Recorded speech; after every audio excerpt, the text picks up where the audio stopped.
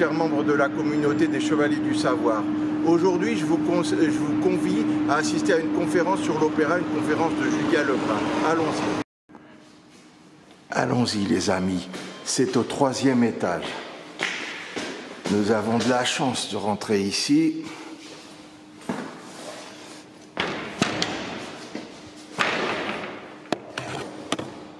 La médiathèque de Saint-Mandé. Un très très beau bâtiment. Allez. Ouh là là. Ouf. C'était pas très haut, mais ça fatigue. On est au 3e étage. 3e étage, donc, chers amis. Salle Alice Guy Blaché. La première femme cinéaste au monde.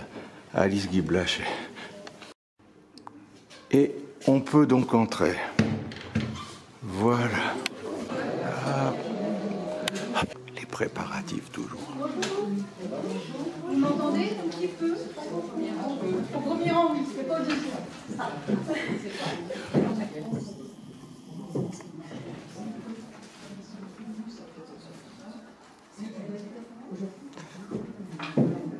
Oui. Les préparatifs sont... Là, c'est bon. Là, ça va. Oui, terminé. Après, ça fait 10. Les préparatifs sont donc terminés. Alors, c'est parti. La conférence va commencer. C'est parti Aujourd'hui, on en va parler effet. des relations entre les parents et les enfants.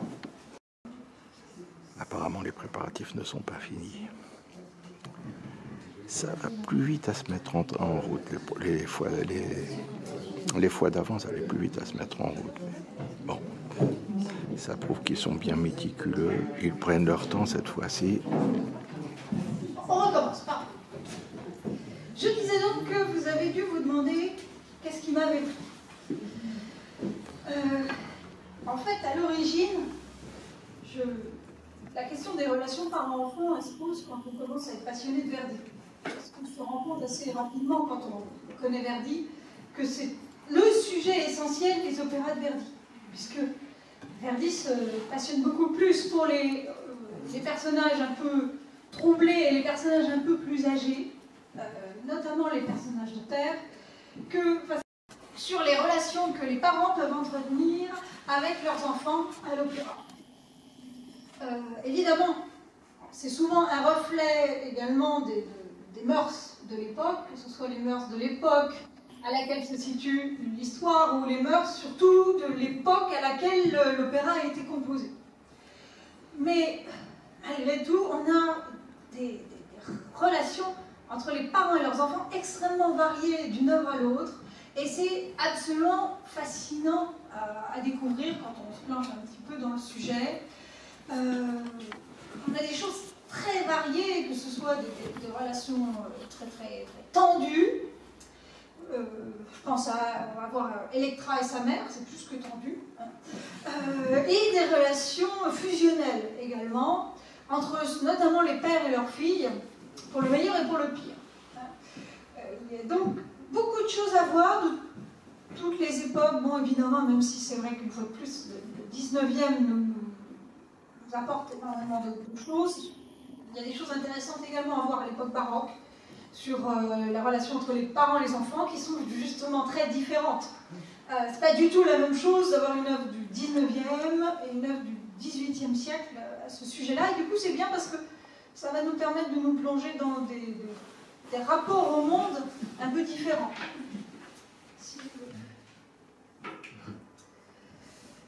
Donc j'ai fait un petit peu par ça, puisque c'est un sujet qu'on retrouve souvent dans les œuvres baroques, puisque les œuvres baroques vont être plus facilement aborder des sujets relatifs à l'Antiquité. Et dans les sujets relatifs à l'Antiquité, on trouve pas mal de ces histoires d'infanticide.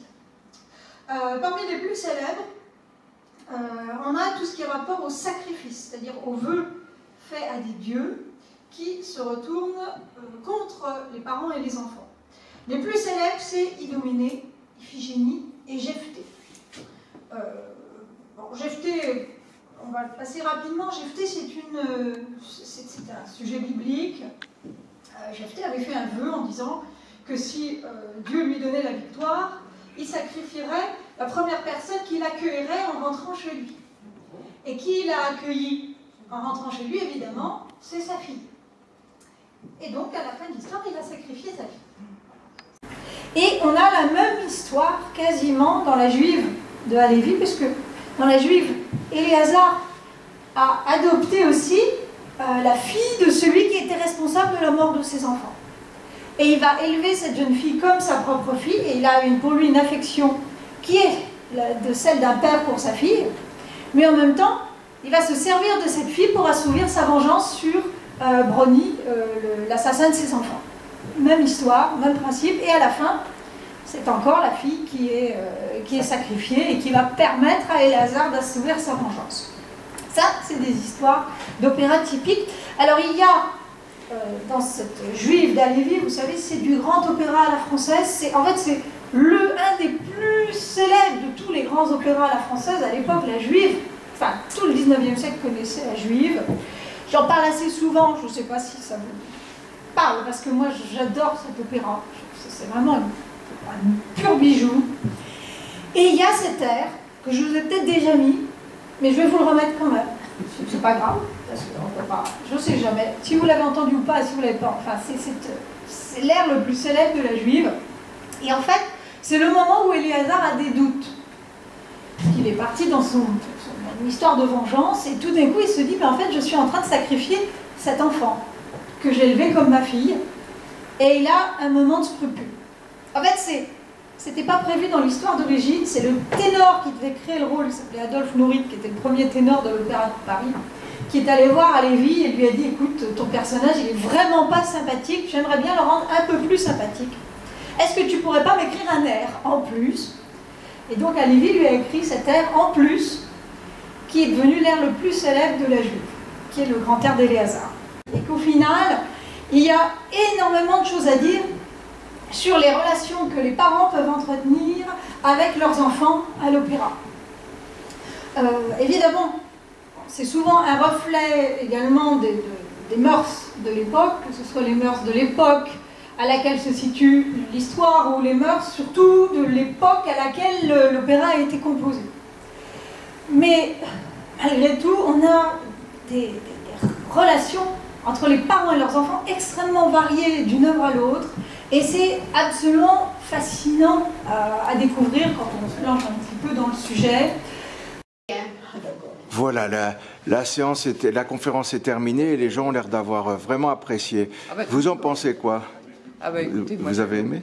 J'ai l'habitude de ces conférences et je trouve qu'on apprend toujours beaucoup de choses, notamment en écoutant, et les explications sont très fouillées.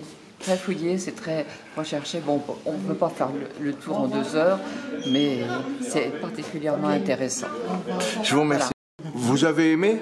Oui, la façon de voir l'opéra, là, avec les relations entre les parents et les enfants, c'est intéressant de voir toutes les façons à travers les âges et le temps. Très bien. Eh bien voilà, c'était vraiment une fort belle conférence. Je quitte Saint-Mandé et je vous dis à bientôt pour une prochaine vidéo. Et surtout, s'il vous plaît, abonnez-vous. Il y a encore de belles surprises comme cette conférence exceptionnelle dont nous avons eu la chance de pouvoir voir les coulisses. À bientôt.